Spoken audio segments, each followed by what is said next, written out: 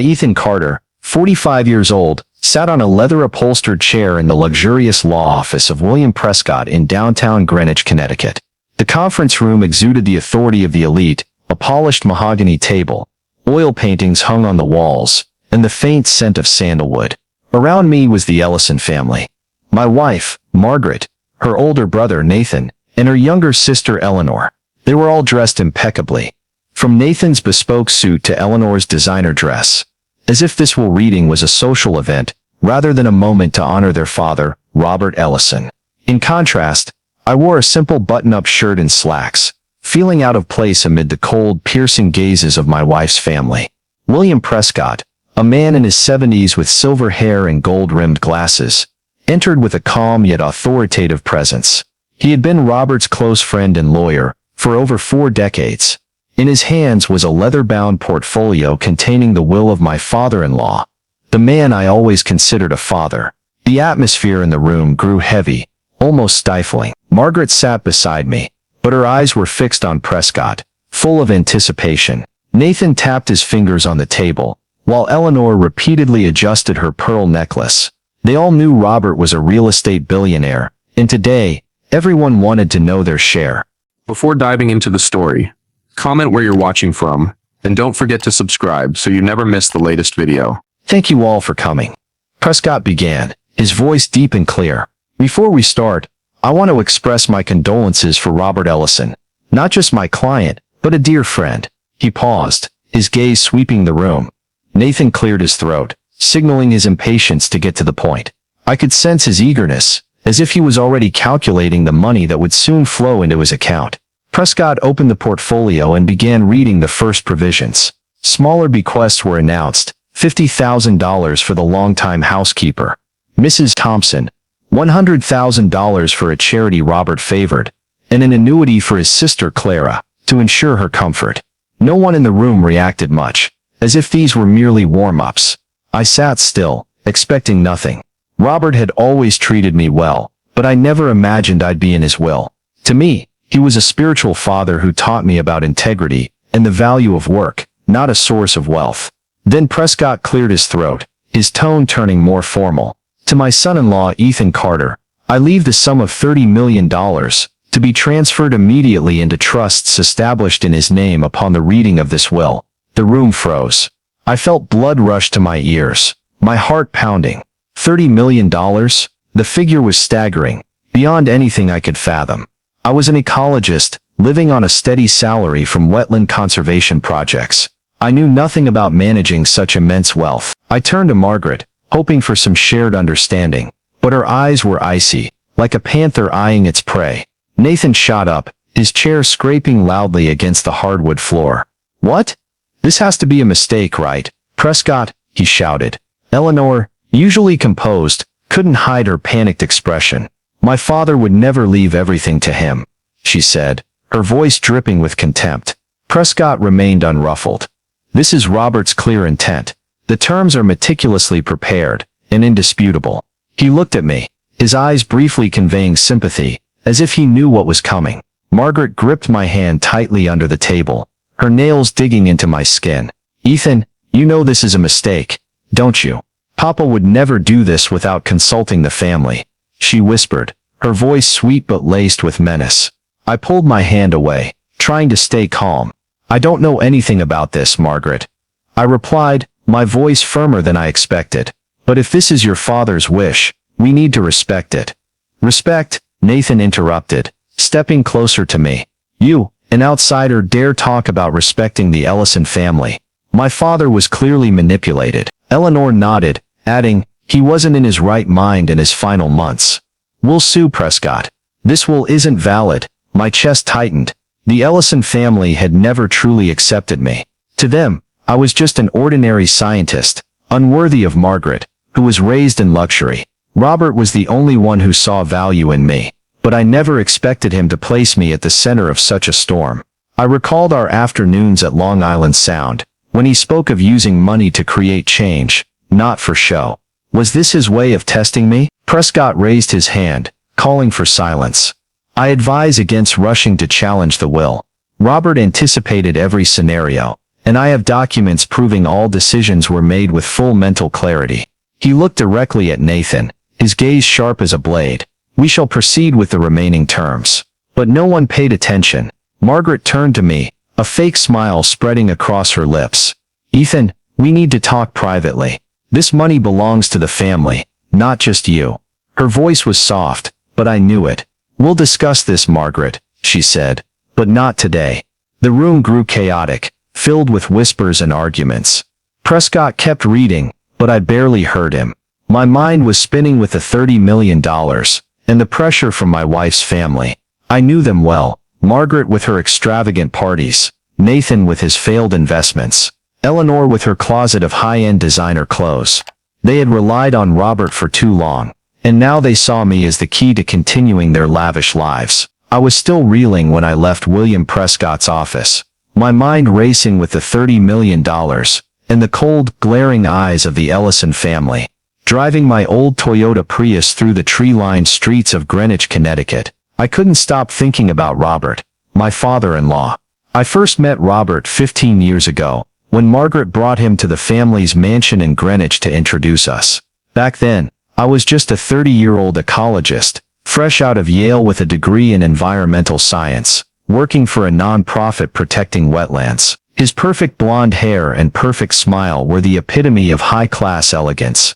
I loved her, but I always felt like an outsider in her world. Robert, on the other hand, made me feel welcomed from the start. He wore an old sweater, drove a 10-year-old Chevy pickup, and shook my hand with a grip that said, "You're here, and that's enough." I nodded, but back then, I didn't fully grasp the depth of his words meant. Robert was nothing like his children. They grew up in luxury, accustomed to vacations in Palm Beach, Florida, parties at the Greenwich Country Club, and expensive designer goods. I remember Nathan bragging about a new yacht he'd bought, worth millions, while Eleanor never stopped talking about her jewelry collection, with diamonds sourced from Paris. Margaret was always busy with social events, from charity galas to art auctions. Robert, in contrast, rarely attended those events. He preferred staying home, reading in his library, or fixing his old pickup truck. They think money is for showing off, he once sighed while we fished at Long Island Sound. But real wealth is having enough to help others without worrying about what's left for yourself. One of my deepest memories with Robert was a wetland conservation project at Long Island Sound, 5 years ago. He called me, his voice as excited as a kid's. "Ethan, I just bought a piece of land near the coast. Can you help me turn it into a preserve?" I spent months with him, surveying the land, planning with biologists, and planting trees to restore the ecosystem. Meanwhile, Nathan, tasked with managing part of Ellison properties, kept failing with risky investments. Robert never said anything directly, but I saw the disappointment in his eyes. "You work for passion, Ethan," he said, when we finished the project. That's what my kids never grasped.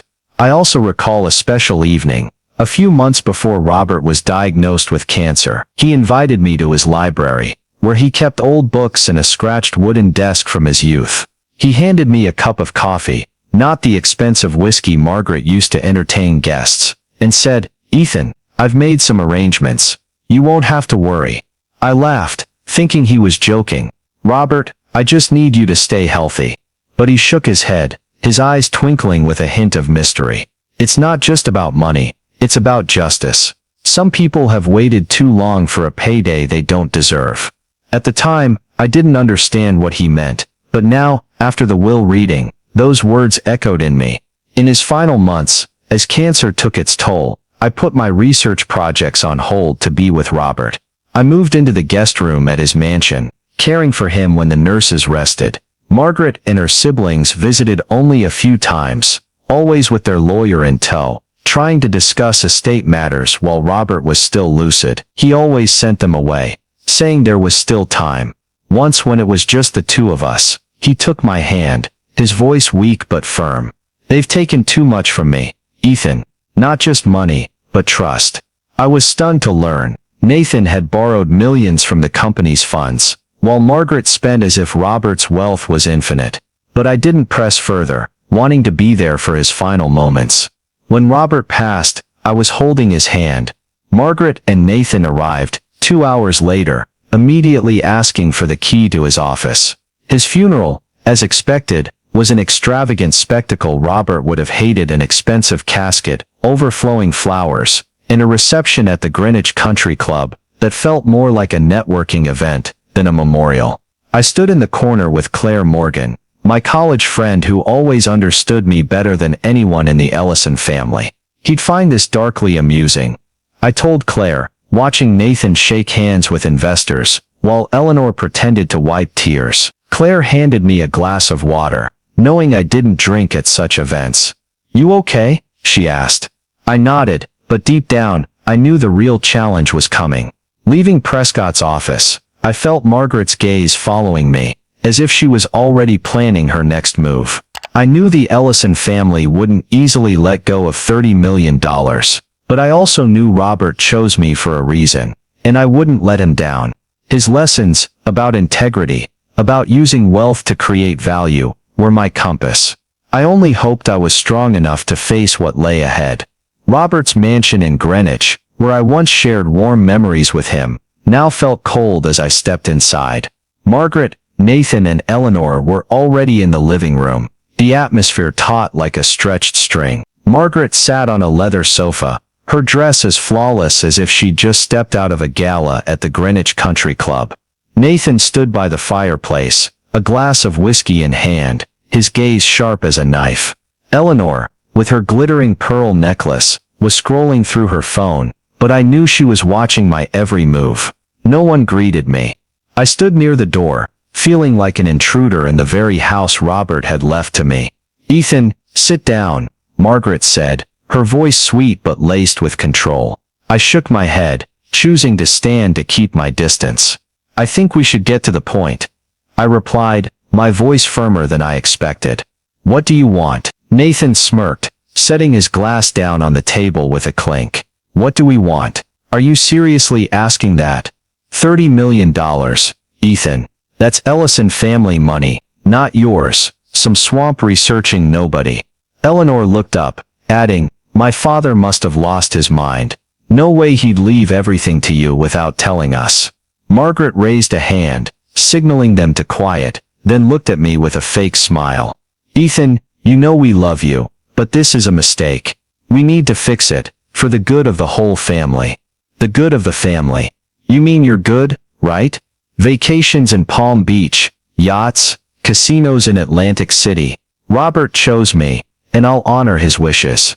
Nathan stepped forward, pointing at me. "Don't you dare mention my father like you knew him better than us. You're just a leech, clinging to him to climb up." His words hit like a punch, but I had to stay calm. If I were a leech, I'd have begged him for a job at Ellison Properties long ago, Nathan. But I didn't. I work for passion, not money. Margaret stood, her voice sharpening. "Don't be naive, Ethan. This money isn't just for you. We need it to pay debts, to maintain the family's reputation. You think we live like this for fun?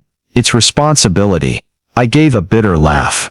Responsibility? Margaret once spent tens of thousands on a painting at an auction, while Nathan let Ellison Properties bleed due to risky investments. Eleanor practically lived in Paris's luxury boutiques. They call that responsibility. Before I could respond, Nathan moved toward Robert's desk, where I'd left my briefcase. "What's this?" he said, pulling out a thick envelope Prescott had given me after the will reading. Inside was a handwritten letter from Robert, and a symbolic check for $30 million. I hadn't opened it yet, but Nathan snatched it, his eyes gleaming like he'd struck gold. "Here it is. Proof my father wasn't in his right mind," he shouted, holding the check aloft. "Give it back, Nathan," I said, stepping forward, but Margaret blocked me.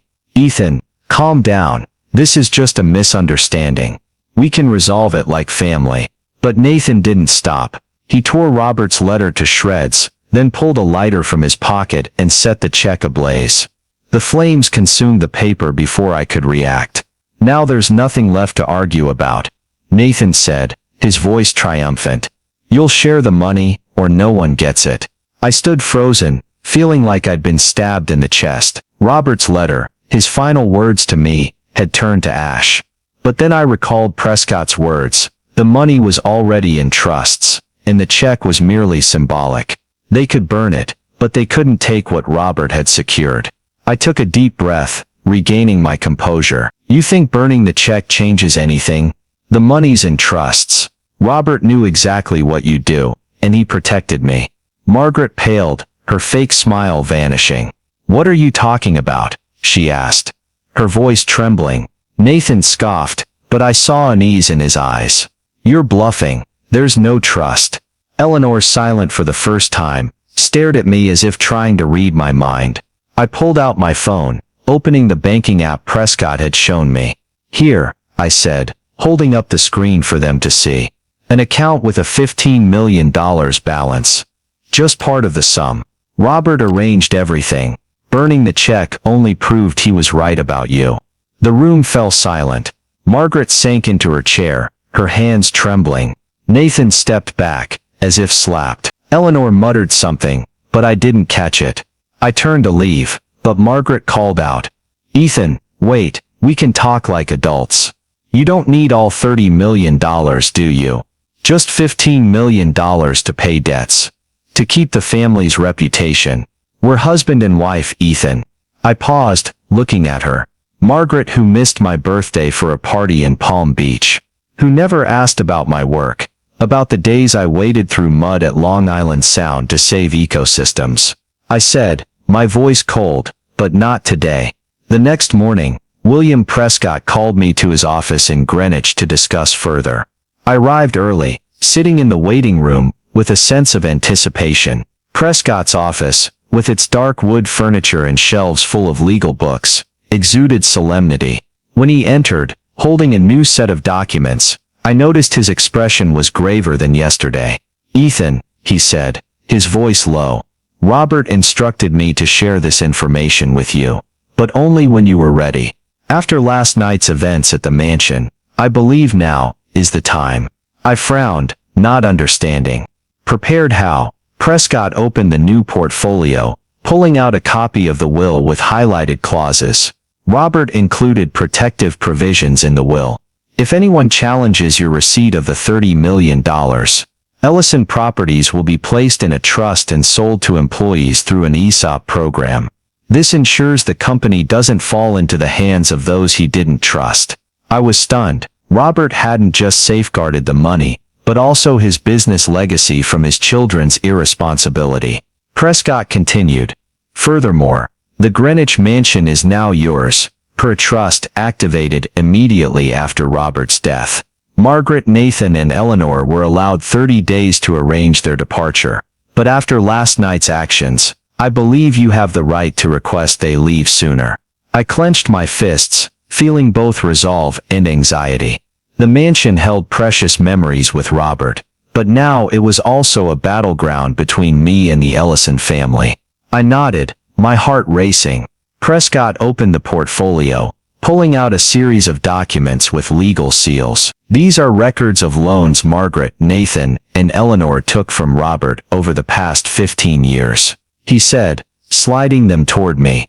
I scanned the figures, and my breath caught. Over $12 million in total, excluding interest. Nathan had borrowed $5 million for a failed real estate project in Atlantic City, while Eleanor spent millions on jewelry and trips to Paris. Margaret, my wife, was no better, with loans for art purchases and funding charity galas, not out of kindness, but to bolster her social status. These were explicitly loans, not gifts. Prescott continued, his voice devoid of emotion. But not a single cent was repaid. Robert repeatedly asked for repayment, but they always made excuses or dodged. Robert, who always emphasized the value of integrity, had been betrayed by his own children. That's not all, Prescott said, pulling out another document. This is an independent audit report of Ellison Properties, commissioned by Robert 2 years ago. He pointed to bolded lines. Nathan embezzled over $3 million from company funds to cover personal debts, including gambling in Atlantic City. Margaret also withdrew company funds to pay for her lavish bills, despite having no official role in the company. I shook my head, incredulous. Nathan, who boasted about his business acumen, and Margaret, who prided herself on family responsibility, had stolen from their own father. I sat silently, trying to process what I'd heard. Prescott looked at me, his gaze softening. Robert knew everything, Ethan. He chose not to pursue legal action to avoid tearing the family apart, but he no longer trusted them with his assets. That's why he chose you. I felt a wave of emotions, respect for Robert, anger at the Ellisons, and the weight of the responsibility he'd placed on me. Prescott handed me a small brass key. Robert wanted you to open the safe in his library. There's something he left for you, not money, but something to help you understand. I took the key, feeling its weight in my palm. Thank you, Prescott, I said, my voice hoarse. He nodded, as if understanding I needed time to process. That afternoon, I returned to Robert's mansion. The library, with its walnut bookshelves and the smell of old paper, was where I always felt close to him. I found the safe behind an oil painting. Opening it with the key Prescott gave me, inside was a leather-bound journal and a letter addressed to me. With trembling hands, I opened the letter, recognizing Robert's firm handwriting. Dear Ethan, it began, if you're reading this, I'm gone. Don't grieve too long. I've lived a full life. The money I left isn't just a gift, but my absolute faith in your character. Unlike my children, you always worked for passion, not personal gain. I know they'll be angry, but let them show their true selves. You'll understand why I chose you when you read my journal. Use this money to build something meaningful. Ethan. With all my trust, Robert. I opened the journal, reading an entry from a few years ago. Nathan borrowed money again today, thinking I didn't know. I failed him. I gave him too much, but didn't teach him to stand on his own. Margaret and Eleanor are the same, only knowing how to spend. Ethan is the only one who understands the value of work. I hope I'm not placing too great a burden on him. Robert's words stung my eyes. He not only knew his children's irresponsibility, but was heartbroken by it. I texted Claire Morgan, my steadfast friend, meet tonight. I need to tell you everything. I knew I needed a friend to share with before facing the Ellisons again. Robert had given me not just money but responsibility, and I wouldn't let him down. I left Robert's library, still clutching the journal and letter he'd left. I knew that to protect what he'd entrusted to me, I had to set boundaries, even if it meant completely breaking ties with my wife's family. That afternoon, I returned to Robert's mansion. Margaret, Nathan, and Eleanor were waiting in the living room. The atmosphere tense, like a storm about to break. Margaret stood, her fake smile reappearing. Ethan, thank you for coming. We need to talk like adults, to resolve this civilly. Nathan, sitting on the sofa with a drink in hand, smirked. Civilly? He stole our money, Margaret. Eleanor, adjusting her pearls, added, we've spoken to our lawyer. That will can be overturned, because Papa wasn't lucid. I took a deep breath, standing near the door to keep my distance. I'm not here to negotiate. I said, my voice firm. Robert chose me, and I'll honor his wishes. You're not getting a dime of the $30 million. Margaret paled, her smile vanishing. You can't do this, Ethan. We're husband and wife. Are you going to let me and the family go bankrupt? Nathan stood, pointing at me. Who do you think you are? Some swamp researcher dares to decide the fate of Ellison Properties assets. We'll sue you down to your last penny. I looked at them, seeing the desperation in their eyes for the first time. They didn't just want the money, they needed it to sustain the lavish lifestyle that had driven them into debt. You don't understand, I said, my voice calm, but firm. Robert knew you borrowed over $12 million from him, not to mention the $3 million Nathan embezzled from the company. He didn't trust you anymore. And neither do I. Margaret stepped forward, trying to take my hand, but I stepped back. Ethan, you're misunderstanding. Those loans were family matters. Papa understood. We needed to maintain our status. You can't turn your back on your wife. I shook my head. Margaret, you turned your back on your father long ago. And now you want me to do the same to him. No way, Nathan roared, slamming his hand on the table. Enough. If you don't share the money, we'll sue. We'll drag this to court, expose all of Papa's financial records. The Ellison reputation will be ruined. And you. I cut him off, my voice icy. Go ahead, Nathan. But Prescott made it clear, if you challenge the will, Ellison Properties will be sold to the employees. You'll lose everything. The room fell silent. Eleanor, for the first time, looked panicked. "You wouldn't dare," she whispered. Margaret stared at me, her eyes glinting, not with tears, but with calculation. "Ethan, think again. We can share. 15 million is still enough for you to live comfortably. Don't push us to the edge." I looked straight at her. "I'm not pushing anyone, but I won't let you push me either. From now on, you have 24 hours to leave this mansion. It's mine, per Robert's will." Nathan lunged forward, but before he could do anything, 2 security guards entered. Prescott had arranged them through me. "Mr. Carter," one said, "we're here to escort the guests out." Margaret screamed, "You can't do this. I'm Robert Ellison's daughter." But Prescott, appearing from the hallway, raised a hand. "This mansion belongs to Ethan, Margaret. You were notified of the 30-day period, but last night's actions ended that privilege." Nathan and Eleanor were escorted out, Nathan still shouting about lawsuits. Margaret lingered, giving me one last look. "You'll regret this, Ethan. We're family." I replied, my voice unwavering. "Family doesn't steal from each other, Margaret. You taught me that." She turned and walked out of the mansion, leaving me with a mix of triumph and emptiness. After they left, Prescott patted my shoulder. "Robert would be proud of you," he said. I nodded, but deep down, I knew the real challenge was just beginning. I texted Claire, "It's done. Meet me tonight." I needed a friend to talk to before moving to the next phase, protecting Robert's legacy, not just from the Ellisons, but to turn it into something meaningful. I met Claire Morgan, my college friend, at a small coffee shop in Norwalk that evening. Claire, with her short hair and sharp eyes of an environmental journalist, was always the one I trusted most. As I recounted everything from the will reading, the Ellisons check burning, to the revelations of financial misconduct, she listened intently, only interrupting to ask, "You okay, Ethan?" I smiled, though my heart was still tangled. "I'm okay, but I need to do something with this money. Robert didn't want it sitting dead in a bank." Claire nodded.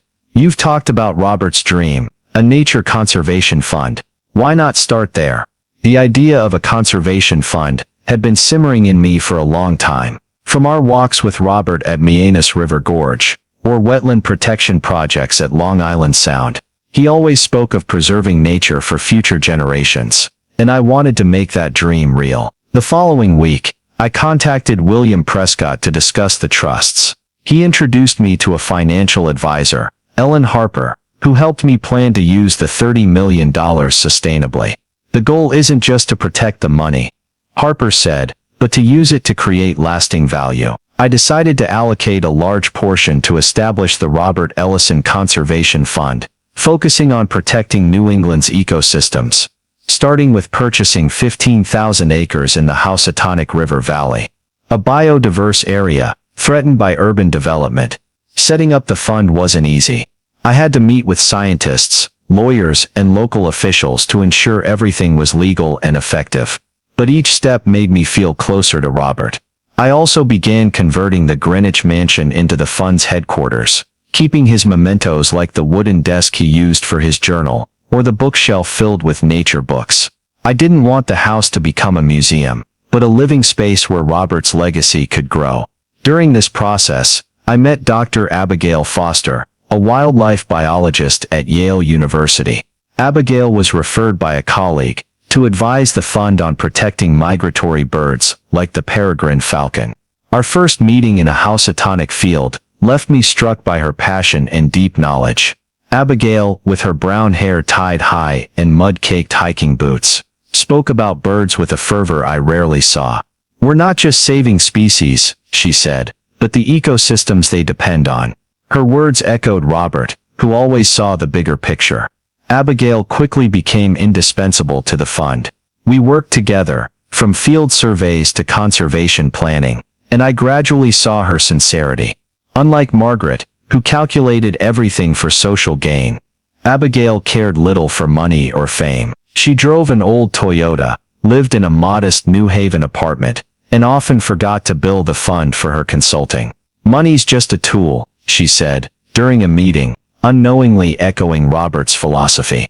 I smiled, feeling like he was watching. Beyond the fund, I continued photographing wildlife, a passion I'd pursued since college. With new resources, I could take on meaningful projects, like capturing sea turtles at Long Island Sound or snowy owls in Maine. These photos aided research and promoted the fund's mission, drawing attention from donors in the community. Claire, as a journalist, amplified our message through local papers, calling the fund Robert Ellison's living legacy. Meanwhile, I kept my distance from the Ellisons. Prescott said Margaret and Nathan had hired lawyers to review the will, but he was confident Robert's terms were ironclad. They can stir trouble, he said, but they can't win. I didn't dwell on them. Instead, I focused on the fund and those around me. Claire, Abigail, and the growing team. Abigail, especially, became more than a colleague. Late nights at the mansion, talks about nature and life, brought us closer. I wasn't ready to call it love, but I knew she was someone I could trust, something I never fully felt with Margaret. One evening, as Abigail and I reviewed peregrine falcon data in Robert's library, she looked at me and asked, "Ever get scared, Ethan? This money, this responsibility?" I thought, then said, "Sure, but Robert believed I could do it, and I want to prove him right." Abigail smiled, placing a hand on my shoulder. "You're doing better than you think." In that moment, I felt a deep connection, not just to her but to the greater purpose I was pursuing. I knew this journey was just beginning. The Robert Ellison Conservation Fund was growing, but the Ellisons might not be done. Still, I wasn't afraid anymore. With Robert's legacy, Claire and Abigail's support, and faith in myself, I was ready for whatever lay ahead. William Prescott updated me that Margaret and Nathan had paused their lawsuit plans after their lawyers confirmed Robert's will was unassailable. Meanwhile, Claire Morgan told me Margaret, Nathan, and Eleanor had moved to a smaller apartment in Norwalk, Connecticut, a steep fall from their former lavish lifestyle. Nathan, once proud of his risky investments, now worked part-time for a local real estate firm. Eleanor, who flaunted her jewelry collection, sold most of her luxuries to pay debts. Margaret, my wife, still tried to maintain her perfect facade, but Claire said she looked weary, as if financial strain was weighing her down. One afternoon, while reviewing expansion plans for the Housatonic River Valley Preserve with Dr. Abigail Foster, I received a letter from Margaret, sent through her lawyer's office. The letter struck an unfamiliar tone, no longer threatening or manipulative, but a plea for reconciliation. "Dear Ethan," she wrote, "we've had our differences, but I hope we can start anew. Family comes first. We just need a little financial help to get through this rough patch." I read it repeatedly, feeling both suspicion and sadness. Margaret didn't apologize for the loans, the embezzlement from Ellison Properties, or the torn letter from Robert. She just wanted money, as always. I wrote a reply to Margaret, brief but direct. "Margaret, I hope you find ways to overcome your challenges. But I can't help financially. I hope one day we can rebuild a relationship based on sincerity." Sending the letter felt like shedding a heavy burden. The Robert Ellison Conservation Fund grew stronger. We ran educational programs for local students, partnered with Yale University for endangered species research, and earned community support. As the fund prepared for its next big project, I knew I was on the right path. The Ellison family might never fully accept me, but I'd found a new family, Claire, Abigail, Sophie, and the fund's team, who shared my vision. Robert gave me more than money. He gave me a chance to live a meaningful life. I only hoped I could keep proving worthy of his trust. The story of Ethan Carter, and at the will reading, my father-in-law's lawyer handed me $30 million. My wife and her siblings demanded it. But I said no. And then, reflects real issues in today's American society, especially family conflicts over wealth, the pressure to maintain social status, and the search for meaning amid consumer culture. Ethan, a 45-year-old ecologist, faces manipulation from his wife Margaret and her siblings, Nathan and Eleanor, who embody the elite lifestyle of Greenwich, Connecticut, where reputation and materialism often trump personal values. Their tearing of Robert Ellison's letter and burning of the symbolic check show their obsession with money, mirroring a U.S. trend where inheritance disputes often fracture families. Yet Ethan's journey, from setting boundaries with his wife's family, founding the Robert Ellison Conservation Fund, to building genuine bonds with Abigail and Sophie, offers a profound lesson about true wealth. Lesson for real life. In today's American society, where financial stress and social media often drive us to chase flashy facades, Ethan's story teaches that true value lies in the freedom to live by your principles. Learn to set boundaries, as Ethan did when refusing to share money with Margaret, despite lawsuit threats, to protect your personal values. Instead of spending like Nathan and Eleanor, use resources, whether money or time, to create positive impact, like Ethan did with the 15,000-acre preserve. Finally, cherish authentic relationships, like Ethan's with Abigail and Claire, as they are the most enduring assets. Living with purpose, as Ethan learned from Robert, will help you find meaning beyond materialism in a world full of temptations. Subscribe to the channel to explore more stories about finding life's meaning and protecting true values. Thank you for joining Ethan's journey, and see you in the next video.